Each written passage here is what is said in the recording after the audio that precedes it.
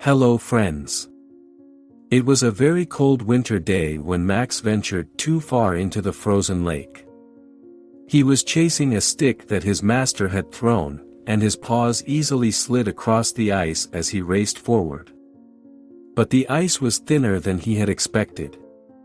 With a sudden crack, the ground beneath him gave way and he sank into the icy water, and Max struggled, flailing his legs, trying to find something solid to cling to, but the water was too deep and the current was too strong.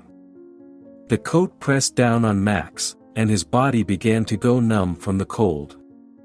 His barking was weak, it was almost drowned out by the wind, and he could not swim for long. When the minutes turned into hours, Max's hope faded. His eyelids were heavy, his body was shaking from the cold, and his breathing became ragged.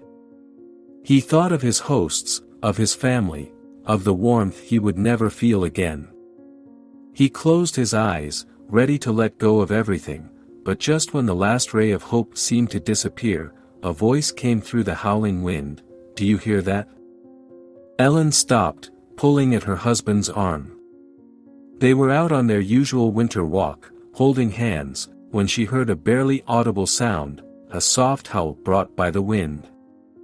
It wasn't a bird or a fox. It was something else. Something desperate. "Max!" She screamed, her heart leaping into her throat. The couple ran towards the sound, the snow crunching under their boots. As they approached the frozen lake, they noticed him, Max, who was struggling, his body barely visible above the dark water. Ellen's breath caught in her throat. "We have to help him," she said, her voice shaking with panic, and Mark immediately took action. "Stay away," he told her. "I'll try to contact him." There was no time to waste. He found a long branch near the shore and carefully moved towards the lake. The ice creaked under his weight, threatening to break, but he focused only on the dog.